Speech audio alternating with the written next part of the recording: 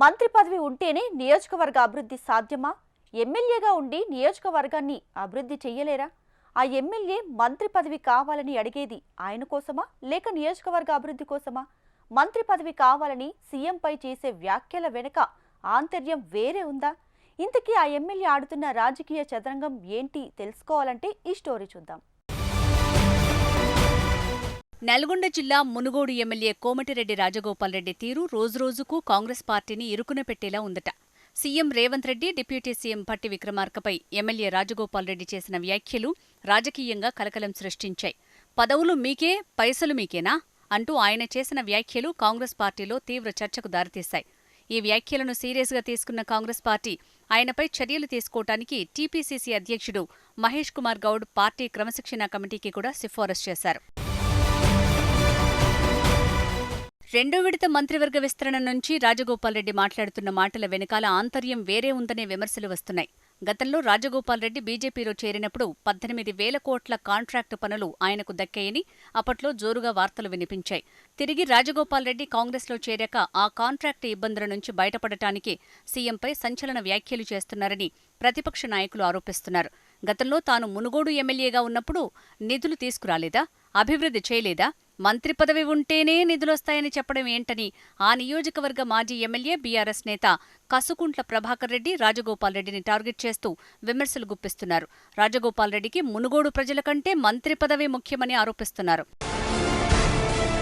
రాజగోపాల్ రెడ్డి తీరుతో నియోజకవర్గంలో బలంగా ఉన్న కాంగ్రెస్ పార్టీ క్యాడర్లో గందరగోళం నెలకొంది.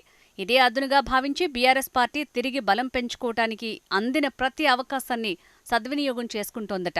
కాంగ్రెస్ పార్టీకి నష్టం జరగకూడదనే భావనతోనే సీఎం రేవంత్ రెడ్డి తన టీంతో చలమల కృష్ణారెడ్డిని రంగంలోకి దించారనే చర్చ జరుగుతోంది.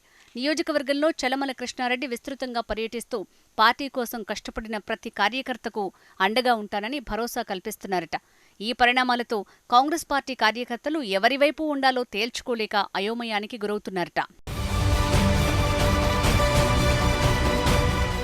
తాజా పరిణామాల్ని చూస్తుంటే మునుగోడు నియోజకవర్గ కాంగ్రెస్ పార్టీలో పెను మార్పులు జరిగేలా ఉన్నాయని రాజకీయ విశ్లేషకులు చర్చించుకుంటున్నారు.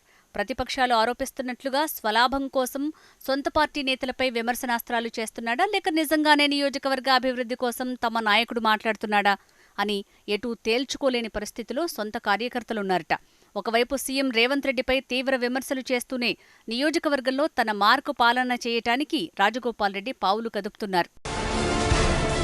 రాష్ట్ర ప్రభుత్వాన్ని కుదిపేస్తున్న రాజగోపాల్ రెడ్డి వ్యవహారంపై కాంగ్రెస్ పార్టీ క్రమశిక్షణ కమిటీలో ఎలాంటి చర్చ జరుగుతుందనే ఆసక్తి నెలకొంది. కేవలం వార్నింగ్లతోనే సరిపెడతారా లేక అంతకు మించి చర్యలేమైనా ఉంటాయా అనే ఉత్కంఠ నెలకొంది.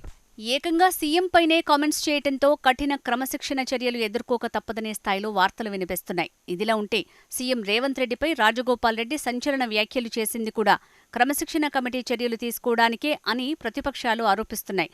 క్రమశిక్షణ కమిటీ చర్యలు తీసుకుంటే రాజగోపాల్ రెడ్డి కాంగ్రెస్కు రాజీనామా చేసి మళ్లీ బీజేపీలో చేరుతారనేది ప్రతిపక్షాల వాదన. ఈ పరిణామాల నేపథ్యంలో కాంగ్రెస్ పార్టీ ఎలాంటి నిర్ణయాలు తీసుకుంటుందో అనేది హాట్ టాపిక్గా మారింది. కాంగ్రెస్ పార్టీ తీసుకునే నిర్ణయాల వల్ల రాజగోపాల్ రెడ్డి రాజకీయ భవిష్యత్తు ఎటువైపు వెళ్తుందో చూడాలి మరి.